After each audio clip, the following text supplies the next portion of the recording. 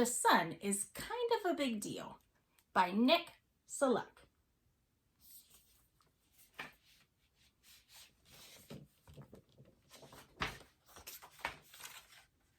All of the planets and the sun live together in the solar system, like a big family. The sun is our solar system's very own star. Seriously, the sun is an actual star. It's the only star in our solar system, and it sits right in the center, holding everything together. Jupiter says, "Could I have your autograph? It's for my moon." So what's in the solar system besides the sun and the planets? We have dwarf planets, asteroids, meteors, and comets. Oh, hey, guess what? Our solar system is just one of many solar systems that exist. A galaxy is a group made of billions of solar systems. Our galaxy is called the Milky Way. There are billions of galaxies out there, and together they make up the universe. Can you count to 1 billion?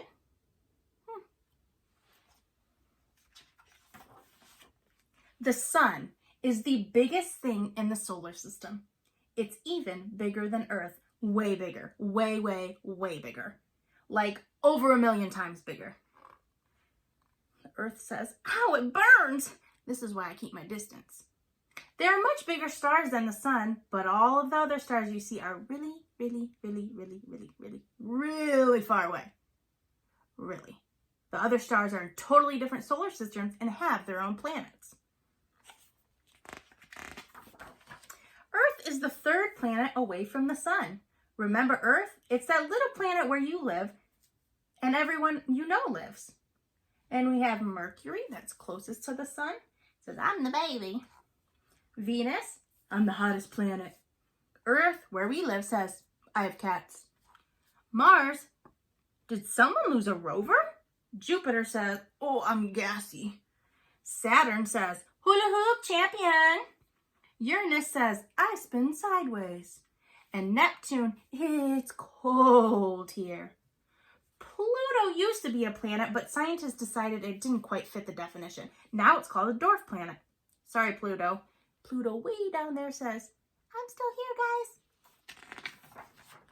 The planets move around the sun like a big racetrack in space. Each planet has its own special path that it follows. That's called its orbit. Some planets are faster than others, but each one stays in its lane. I really feel like I have to go farther than you guys.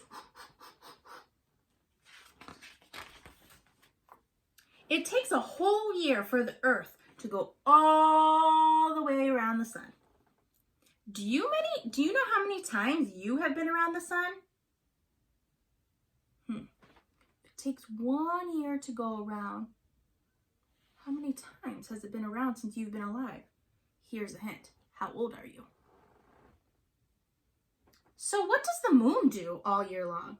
While Earth is going around the sun, the moon is spinning around the Earth. The moon goes around Earth 12 or 13 times in 1 year. That's about once a month, depending on where the moon is in its cycle. We might only see part of it, and the rest of the moon is in its shadow. When we see the whole thing, it's called a full moon. Here are all the phases of the moon.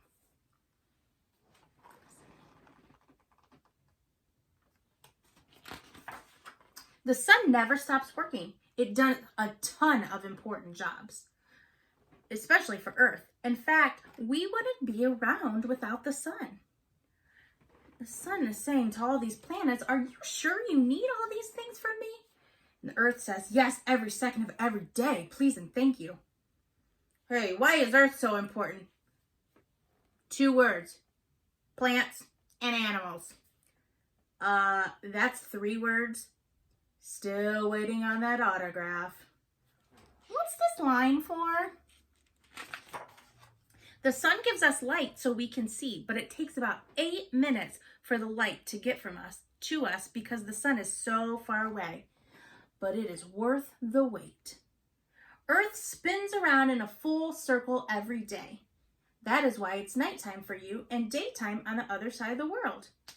So when it's in the shadow, it's night. When it's not, it's day. Sun says, "Hi again, how was your night?" Oh, hey, guess what? As one side of the earth spins away from the sun, it looks like the sun is setting there and it becomes night. As the side of the earth spins toward the sun, it looks like the sun is rising. And you guessed it, breakfast time. The sun is always there even when you can't see it. Sometimes it looks dark outside during the day because the sun is behind the clouds. But it is still there. Hey, move it, clouds. I was making shadow puppets. Once in a while it gets dark in the daytime because the moon gets in the sun's way. That's called a solar eclipse, and it only happens for a little while. The moon says, "Look what I can do." And the sun says, "Yes, yes, we are very impressed. Now keep moving." Keeping us warm is another really important job of the sun. The sun is hotter than you can even imagine, way hotter than fire. Its temperature reaches millions of degrees in the center. Some places on Earth are warmer than others. The parts of Earth closest to the equator are the warmest. The parts of the Earth closest to the North and South poles are the coldest. So here's the North Pole, here's the South Pole, and the equator. Oh, hey, guess what? See that red line across the middle of the Earth?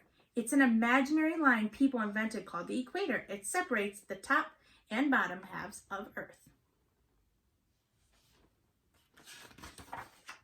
So now we know it's colder near the poles of Earth and warmer near the equator.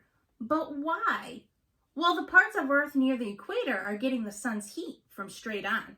The North and South poles are getting the same amount of sunlight, but it gets spread out over a bigger area. Since these places have to share the sun's heat, they don't get quite as warm. So North Pole, less direct sun, equator, more direct, so it's hot, and South Pole has less direct sun.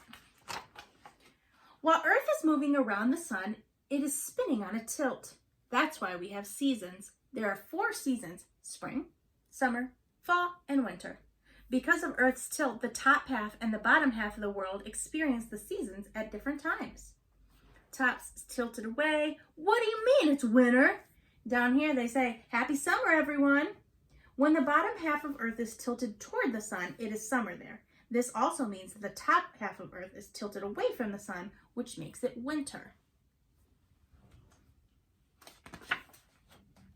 The sun's work is not done yet. Every day, the sun also has an important job in the water cycle. What happens during the water cycle? There are 3 parts: evaporation, condensation, and precipitation. Evaporation. Heat from the sun causes water to mix with air, turning into vapor. That's called evaporation. Condensation. Then the vapor gathers together to make clouds. That's called condensation.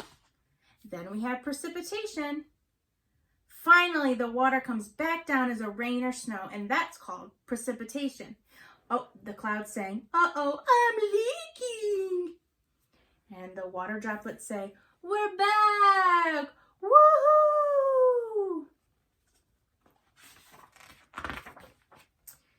The water cycle is important for all living things, but especially for plants. Plants need water and sunlight for, it's a really big word, photosynthesis. That's a big word, but it's also a really big job.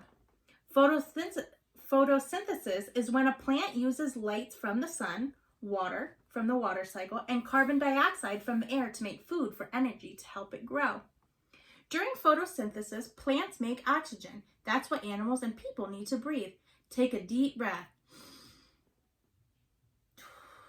You just breathed in a lot of oxygen, and oxygen doesn't have any taste, but it's always there. We can't live without it. If the sun wasn't helping with photosynthesis, we wouldn't have oxygen, which means we couldn't breathe. The sun says, "What can I do for you today?" And the seed says, "A little photosynthesis, please. Totally love dirt. Dirt is awesome. I love it. What do I owe you?" And the sun says, "Oxygen." The sun is pretty great. It's always around, keeping the whole solar system together. It gives us light and keeps us warm. It helps bring us rain and grow plants to produce the oxygen we breathe. It's such a big part of our lives that we wouldn't be able to live without it. the sun works really hard to help us out. And that's kind of a big deal.